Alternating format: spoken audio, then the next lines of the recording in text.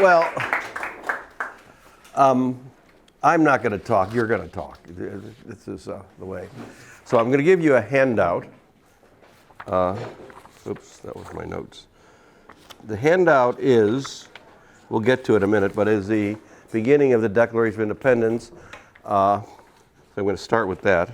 Oh, Susan, wait a minute, maybe a note on the bottom page. There's one of my notes on the bottom page of that.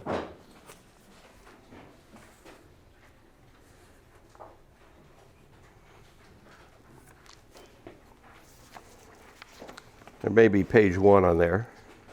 I actually have another handout for you, but I'm not going to treat you to it quite yet. So, I appreciate being here. The last time I gave a talk, I knew nothing about it, but at least there wasn't much to learn.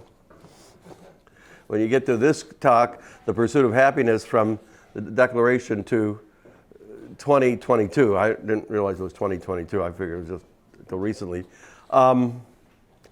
Everybody has written about this, what the pursuit of happiness means. There are many different ideas about it. We're going to talk about them. I'm not a political theorist. As you said, I'm a lawyer and a quantitative social scientist. And I want to investigate what the pursuit of happiness means, at least at the start, and where we are with it today. My purpose for you is to help examine what these words mean. I'm not sure we're going to get an answer for it and where it is today. So I've known I've done my job if there are more questions than answers when we finish tonight. Do I know a lot about happiness? I mean, I look, Professor Kuhns, Professor Budashevsky, they're political theorists. I don't know a lot about happiness. I will just tell you that I walked into class today to give an exam. And I was worried about, I got to give the exam, the TA's got to do this, I got to get home and go through my notes. And somebody looked at me and said, Dr. Sager, you look really happy. So the only thing I know about happiness is apparently I can exude it when I really don't feel that way.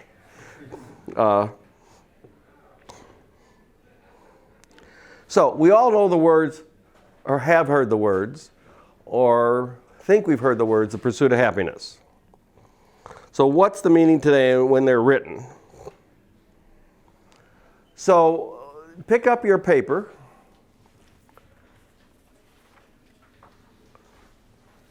Let me have one copy because I think I need it. All right. And what we have is the beginning of what's called the Declaration of Independence. And you all know the words, when in the course of human events it becomes necessary to separate. So let's look at the rest of the words. We hold these truths to be self-evident, that all men are created equal. They are endowed by their Creator with certain unalienable rights. What does that mean? That among these are life, liberty, and the pursuit of happiness. Now, we have some other words. We have some other words I've highlighted. Rights, ends, rights, safety, and happiness, right and duty. Are these synonyms? Are these other rights? What are these?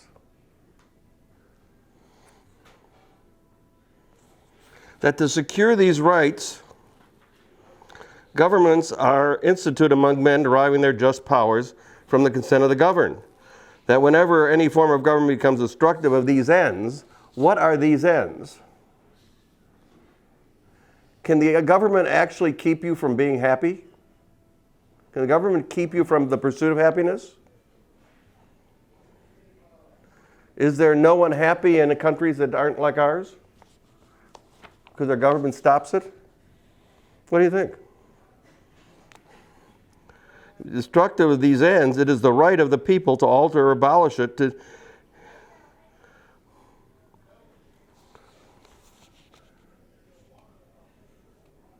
So what do these words mean to you? Let's start with the word pursuit. What does pursuit mean? Yes? Say something. It sounds like in order to achieve happiness, there's a need for agency. You need what? You need ages, Eh, personal ages. Personal agency. What does that mean? Remember, I'm a lawyer. So, you know, Construct endlessly. I can deconstruct endlessly. That's right. Ask my wife. Okay. So what is the pursuit of happiness? A pursuit is an ordered striving after a goal. Okay, that's exactly the definition, by the way. Pursuit is striving. Okay. Oh, good. You want to give the rest of the talk? Okay, so that it's the striving for what? A goal. What does the government have to do with your striving? And what is the goal? Happiness. What is happiness? Isn't that subjective? Well, if you were going to write this, would you have it be subjective? But isn't happiness subjective? Well, is it? Would you put a subjective word in the Declaration of Independence? Does it mean something different to everybody? Mm-hmm. Well, I'm the king. Okay, so what? So you're not happy. Big deal. It's subjective.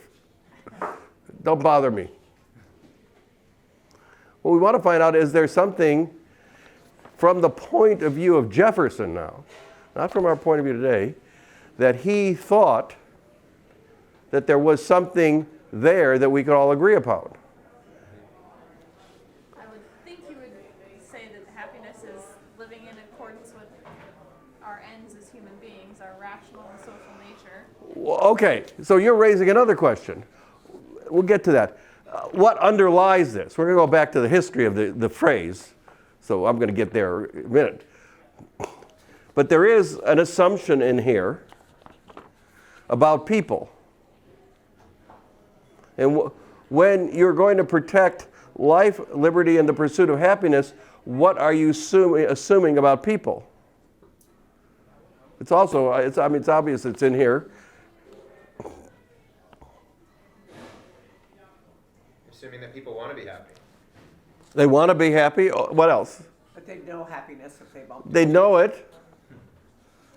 So they'll pursue it if they have the opportunity. They'll pursue it. But even under that is they have free will, right? You have a choice. Right? Is that correct? So the pursuit of happiness has something to do with choices we make. But is that what Jefferson is really talking about?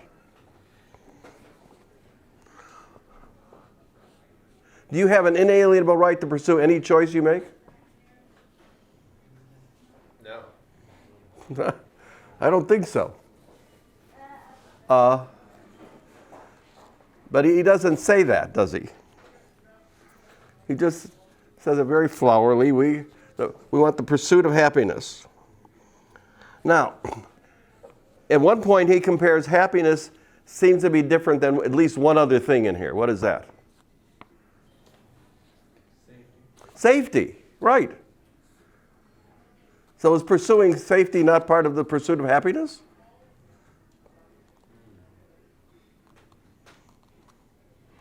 What we're trying to do right now is, from the text, figure out what he's talking about. What does the government have to do with your pursuit of happiness? Did the king keep Jefferson from being happy?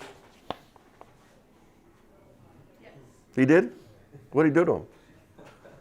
I mean, he had everything. He had a big farm, Monticello, right? He had a bunch of slaves.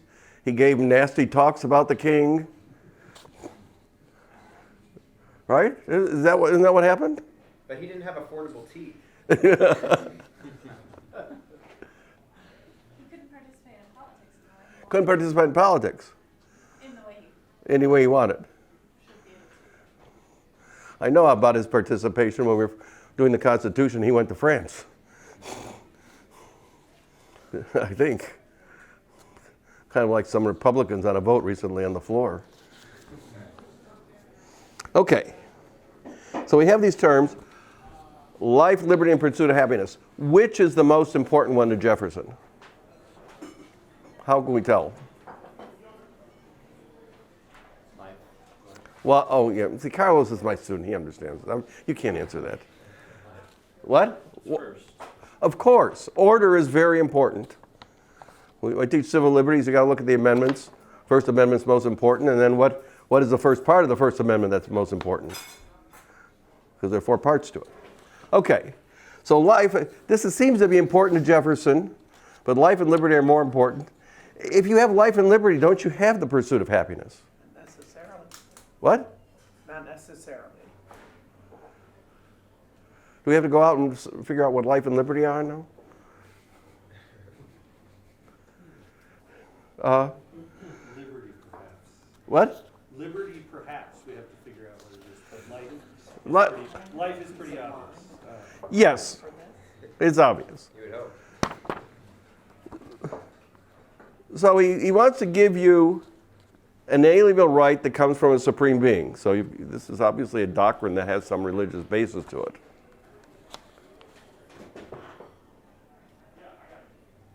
And it's the third value: life, liberty, and pursuit of happiness. So why did he bother with these words? Well, let's go back and see where this came from.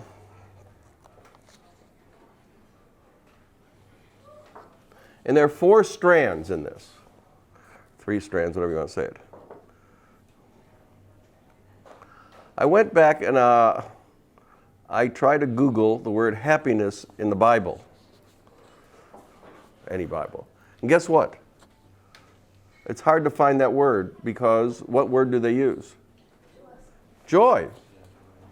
Right?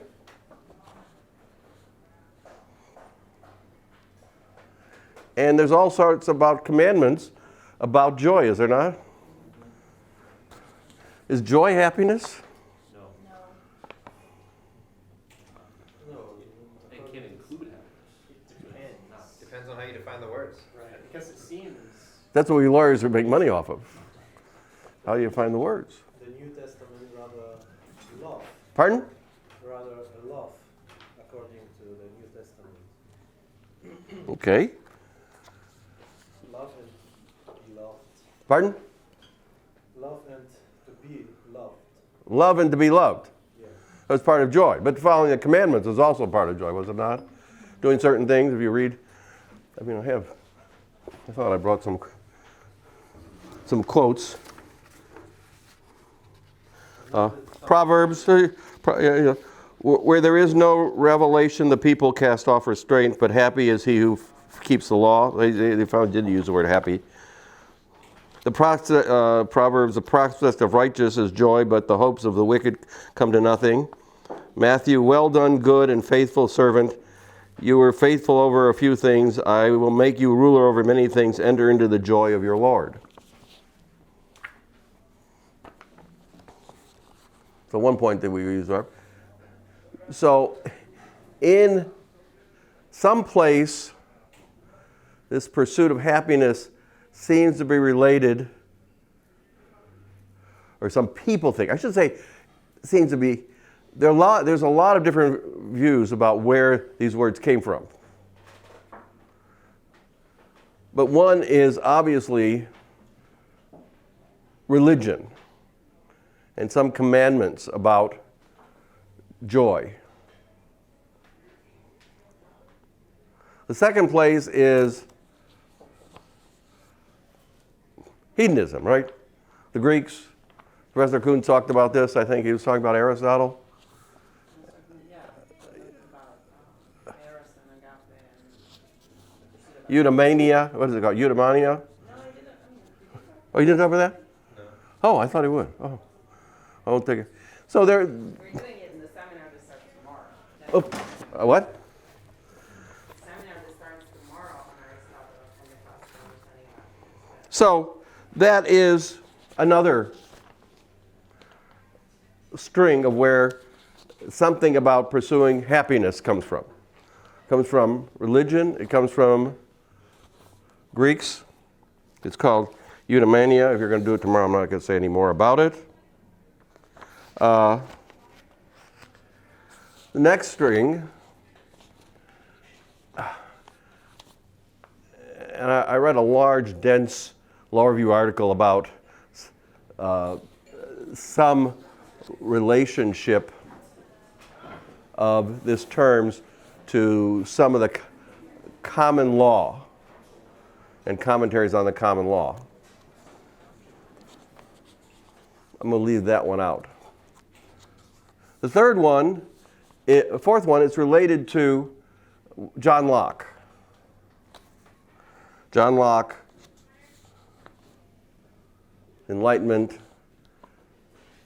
the pursuit of life, liberty, and what? Property. Wait a minute, but that's not what's in the Declaration, is it? Why isn't that in the Declaration?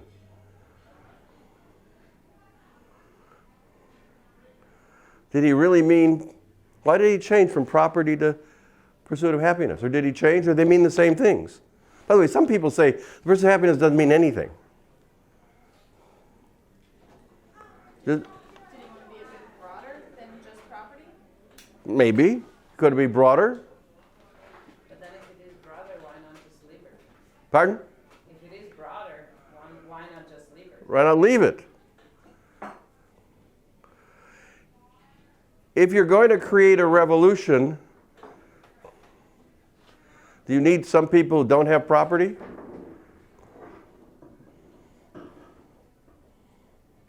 You need to be more inclusive? That's what some people think about this. Now remember, this is a revolutionary doctrine. There is nothing before it that we can find that says you are entitled to the pursuit of happiness. Even if you go back to religion, it is if you do certain things, then you'll have joy.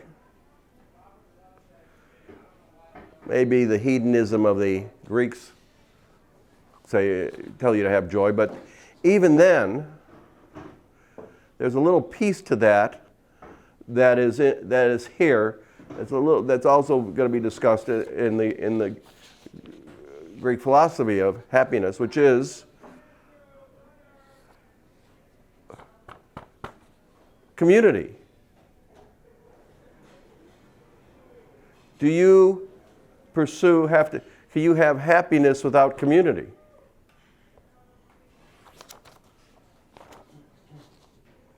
Is Jefferson making, since this is a communal statement, can you have life and liberty without community? I don't think so. Can you? So is the pursuit of happiness about you have to do it, implication is do it within a community. Now one of my favorite writers, Dennis Prager, who's written the book Happiness is a Serious Problem, he says you have a moral obligation to be happy. And although it's an individualistic kind of thing, it's set into because of what you owe to the community. He also has another great phrase about this, which is kind of off the. If you're a victim, you can't be happy if you're a victim, even if you are really a victim. You act like a victim. So we have the word pursue. We have happy. Happy seems to be something. But actually, it's hard to get good synonyms for happy, right? What's happiness? And synonym for happiness is happy, by the way. So let's go through it. What does happy mean? Fulfilled? Blessed? What? I think Dr. Grishevsky was talking about how the word blessed. Blessed? Content? A kind of completion. Completion.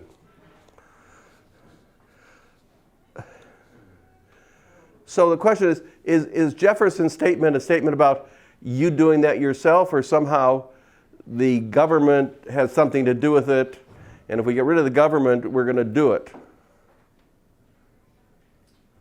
Is it just a hedonistic statement? It's part of the purpose of government. The purpose for government is to support your hedonism. No. No. No? Oh, okay. To let you engage in it, right? Yeah, to protect your pursuit of being a complete human being. I don't know. See, I don't know. There's these strands of it as to what Jefferson was doing, and then you have Franklin said the following, says the following about this. Hopefully I have my Franklin quote. You can turn that off while I look for my Franklin quote.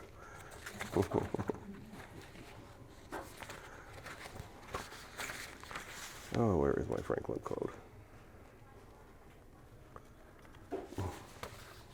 I don't have, but Franklin and basically George Mason say the same things. There's kind of the support, the Virginia Declaration of Rights say this is life, liberty, and the pursuit of happiness, but Franklin wants him to change it to property. Life, liberty, and pursuit of property. He wants to change it to the pursuit of happiness. So he does. And everything is happy now, right? We get to pursue happiness, don't we? No? We're not all happy? Why did you think you went from property to happiness? I don't know, because I've read all the research and I don't, they're still arguing about it. I would think if you're writing a revolutionary doctrine, you better get as inclusive as you can.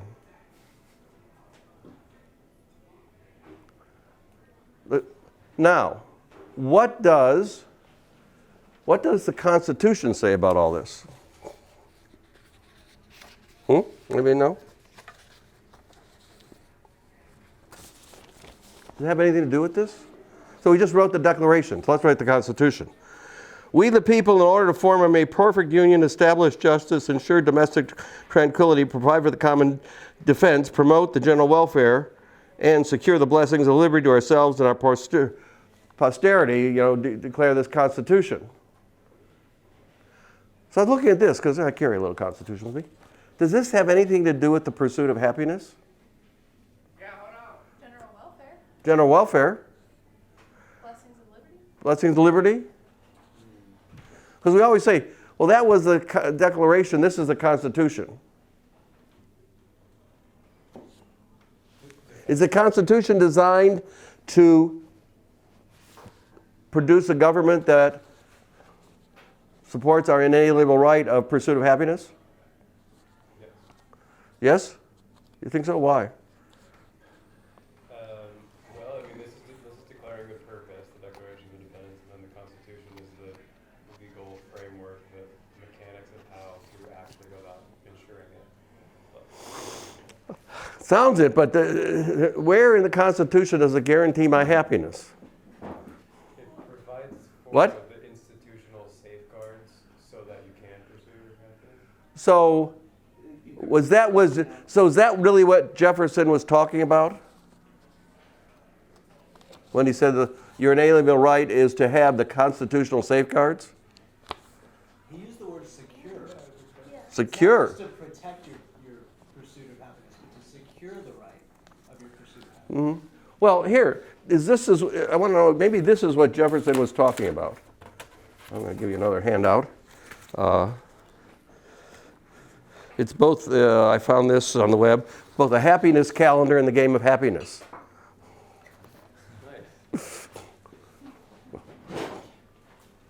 Is this what we're all talking about, the pursuit of these things?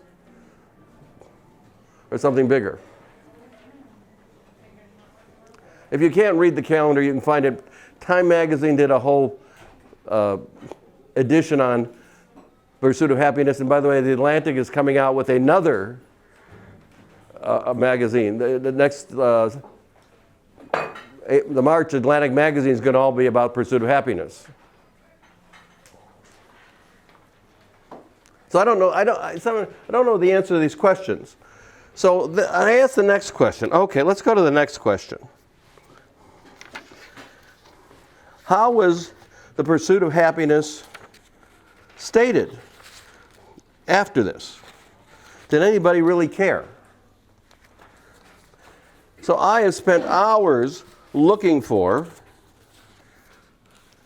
starting with the presidents, no less, looking for presidents talking about the pursuit of happiness. And where is that page? The bottom line is, I can't find anything. I mean, if I can get it here, I'll get my, where's my, I've had quotes from some of the presidents. Sorry about this. But Lincoln said something like, you know, he that does his own thing is happy. Actually, the best quote I had, if I can find it, is Eleanor Roosevelt. But basically, if you go look for the pursuit of happiness, and you put in a president's name, or you look at happiness, you can find nothing. Nobody seems to be interested except Jefferson.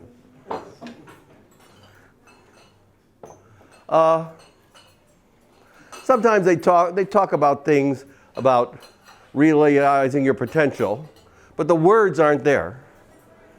Bush used them in one of his talks after 9/11. I'm sorry, one of his talks, that one was about right to life. It wasn't even about, it was really about liberty, the pursuit of happiness and life, and then he talked about the right to life. It's I don't know, does it have any impact on us today? Sounds great. And we want to sell democracy with it, but what impact does anybody ever say to the government, you're not letting me pursue happiness? People say it all the time. Really?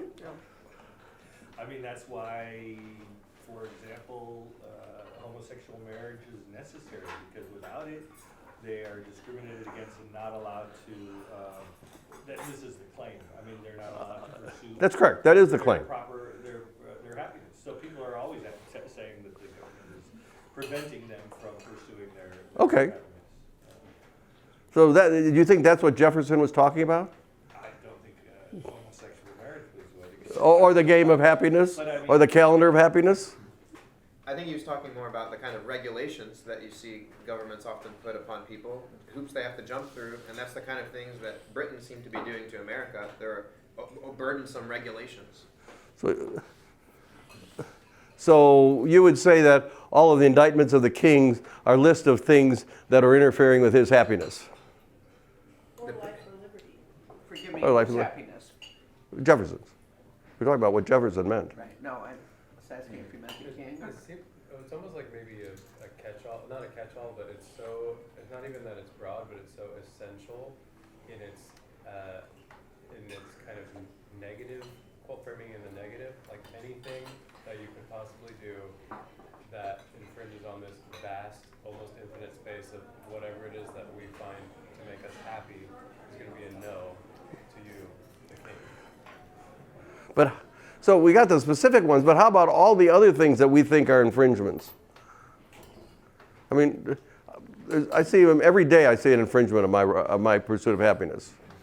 There was heavy traffic today because they didn't. I think the government did not synchronize the lights. Then they let somebody build out on the road, so we went down to one lane. That was really a pain.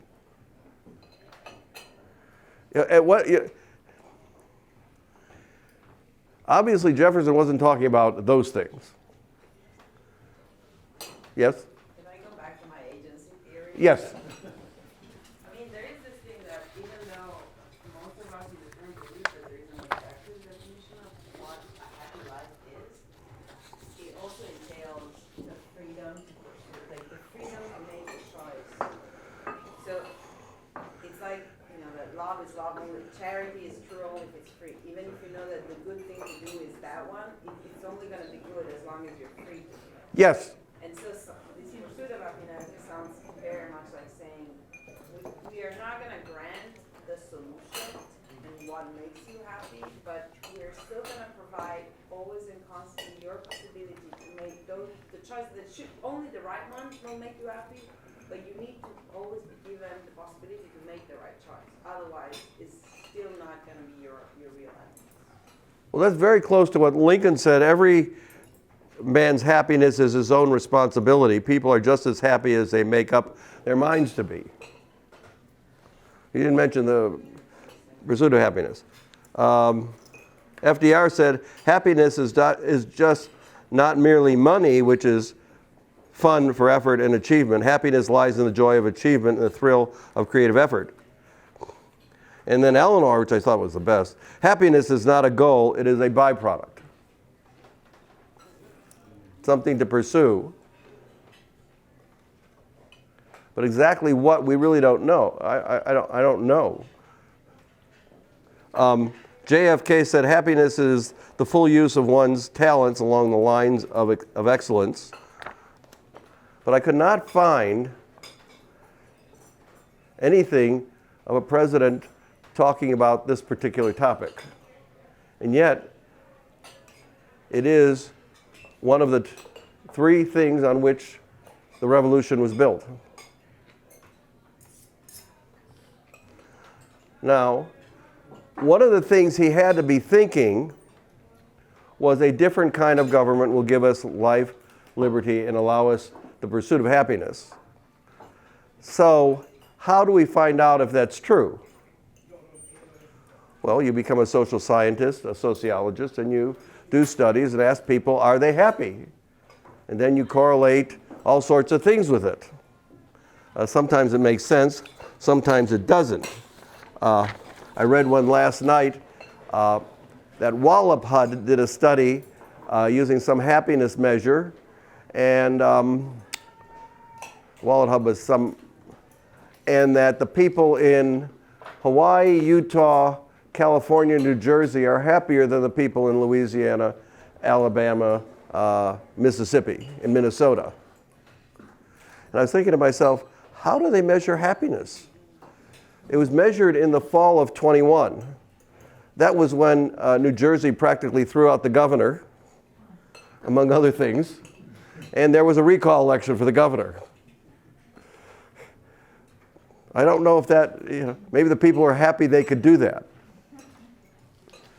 I'm not sure how you study, how we would go about studying whether my form of government or your form of government makes people happier.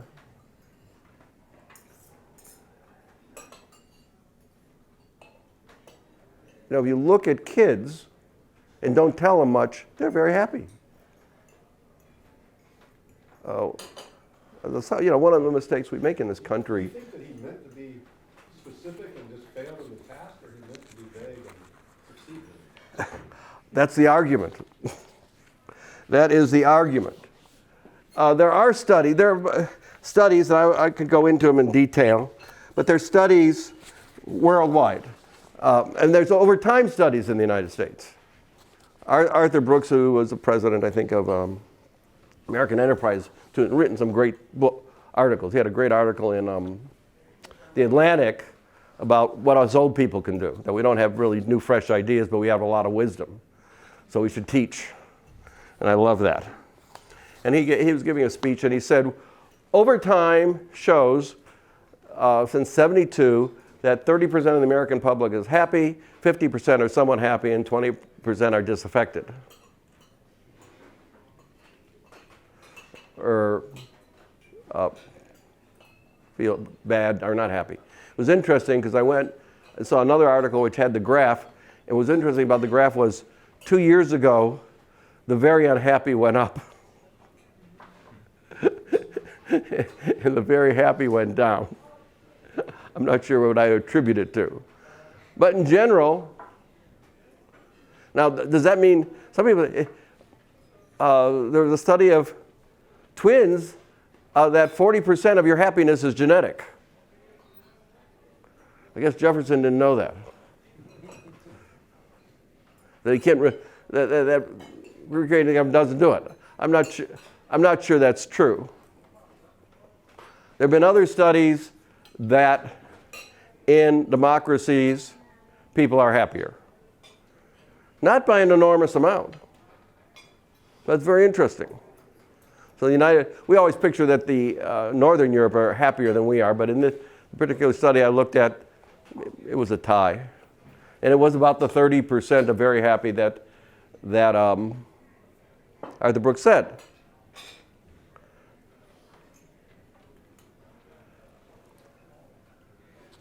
So to go back to Jefferson, he wants to create, we have inalienable rights to life, liberty, and the pursuit of happiness. we're going to change the government. My question is that how about in the colonies? We're 30% happy there too, 50% somewhat happy, and 20% very unhappy? I don't know.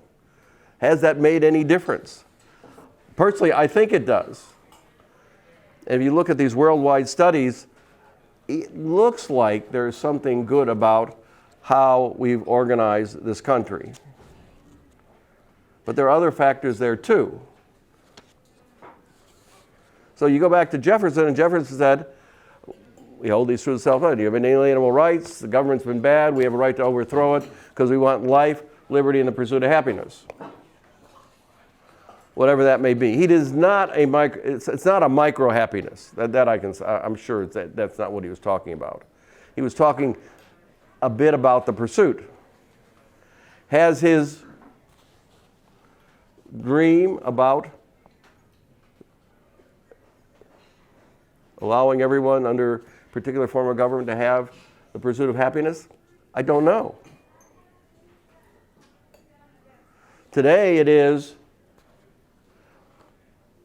happiness is an individualistic thing. If you're not happy, it's your problem.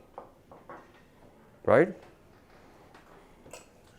And I can think of, when I think of children in various places that are poor, they're very happy.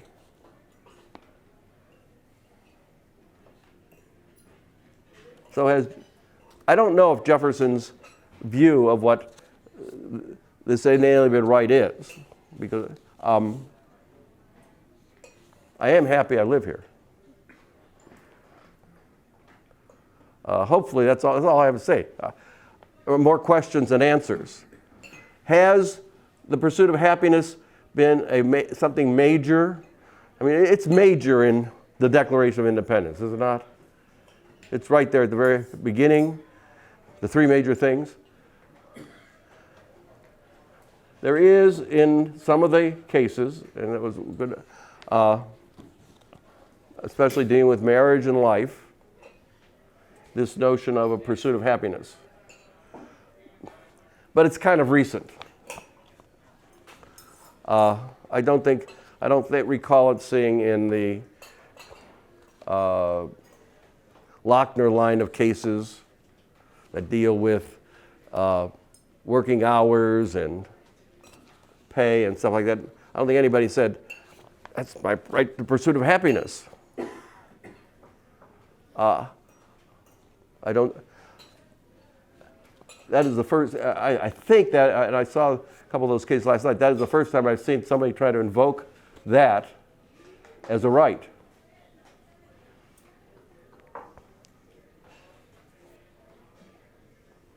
So the question, we're still not sure what Jefferson means.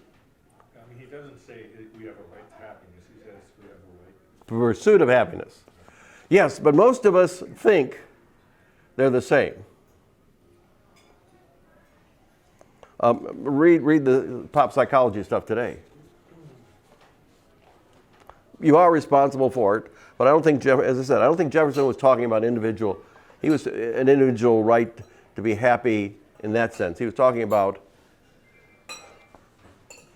more a Prager right. I have a moral obligation to be happy as part of this community and to support it for being happy. Therefore, I should pursue happiness. That's all I'll say.